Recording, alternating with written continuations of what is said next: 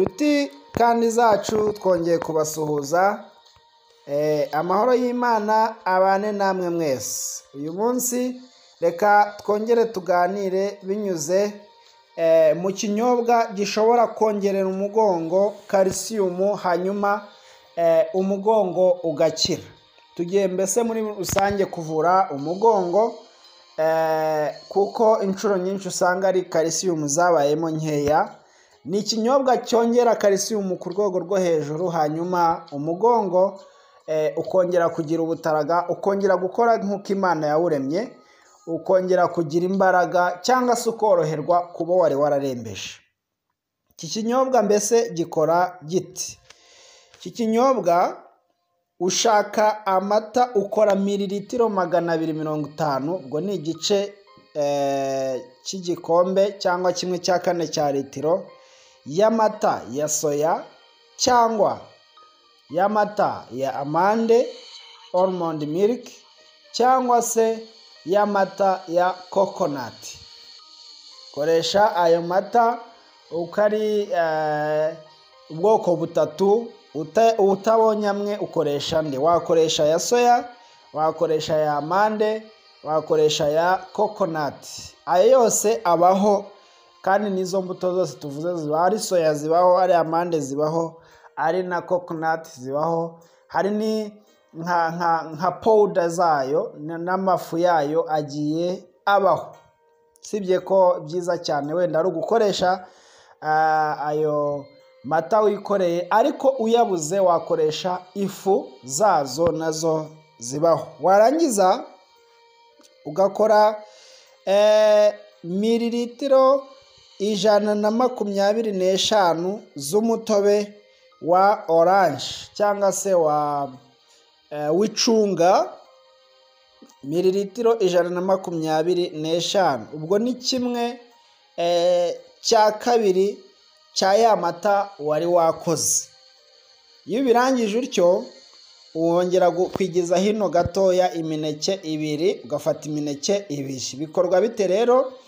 Urabanza ugakora amata, yaba ya soya, yaba ya amande, yaba ya coconut, cyangwa se ukaba wafashe amafu, wakoresha amafu y'ibyo ngibyo tuvuze haruguru, ugakamura.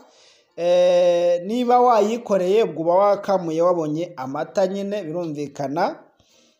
Niba utayikoreye wakoresheje amafu urayafite. Warangiza ugakamura orange 2 cyangwa se ugakamura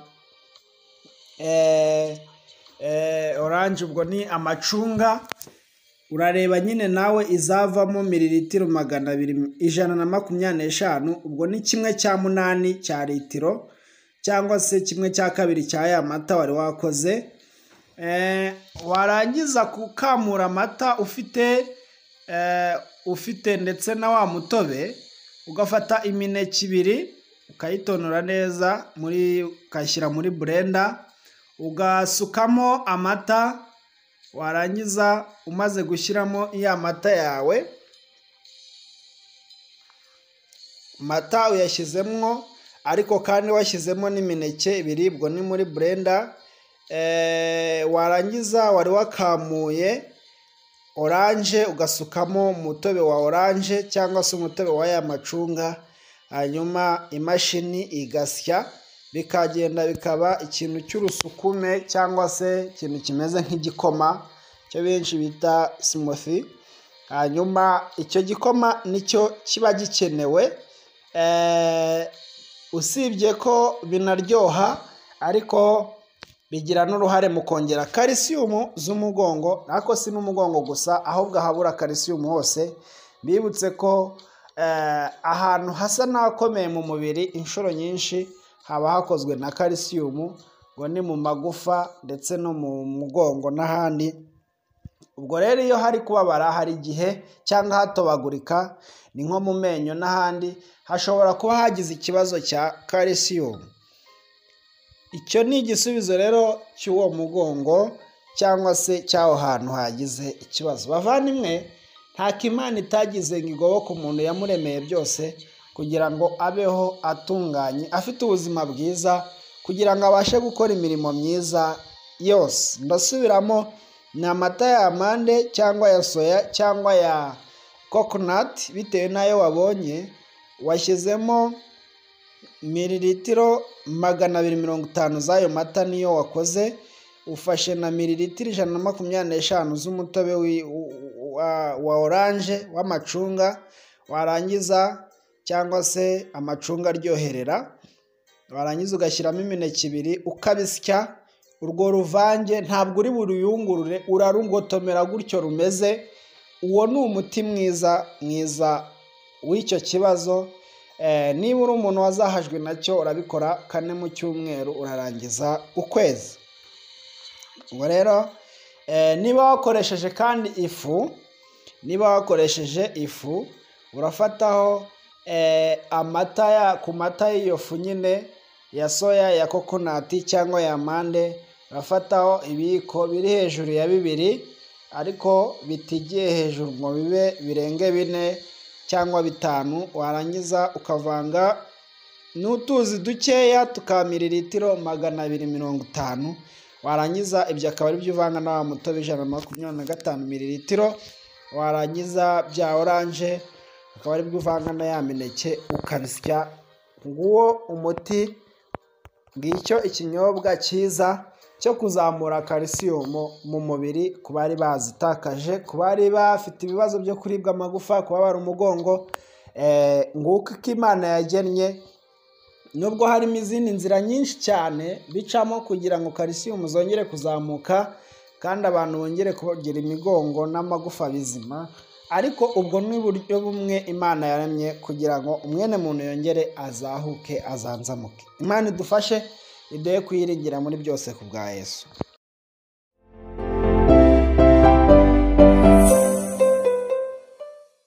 Umva ukuri, ntugashinje ibinyoma mugenzi wawe.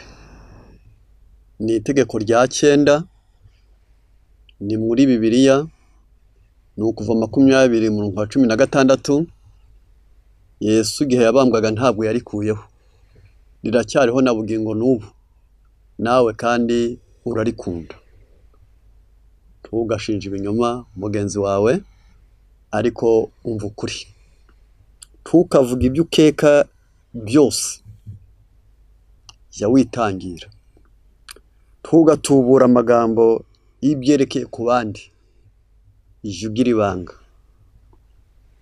Ntugashyushye inkuru y'undi muntu, jya wishyira mu mwanya we. Umva ukuri.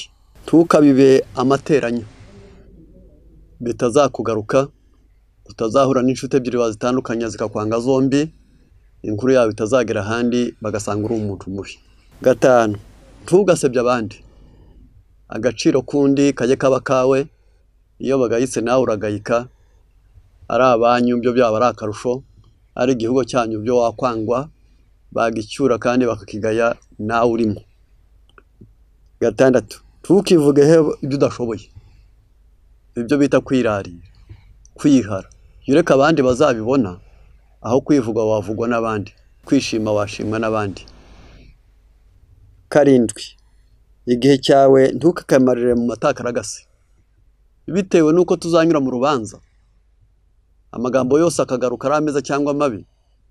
Nyabuna igihe cyawe ntukakimarire mu kuvuga amagambo abandi basigaho, kuko mu byo wavuze nta cyabunguye, nta cyabafashije, nta kizabagirira akamaro. Ntukavuge amatakaragase cyangwa se amasikara cyicaro. 8, ujye wirinda kuvuga ibyo utasubiramo nyirabyo ahari. Byitwa amazimwe, byitwa kubeshya, byitwa gusebanya. Amagambo yose ntukavuga ukebaguza, ijya uvuga amagambo wasubiramo na nyirayo ahari. 9, ntugakunde kuvuga inshyuro. Ubundi umutima w'umuntu uroroshye, aho bita mu bwonko. Ijambo ryose wamucyurira se cyangwa nyina cyangwa bene wabo wabugize nabi. Umva ukuri.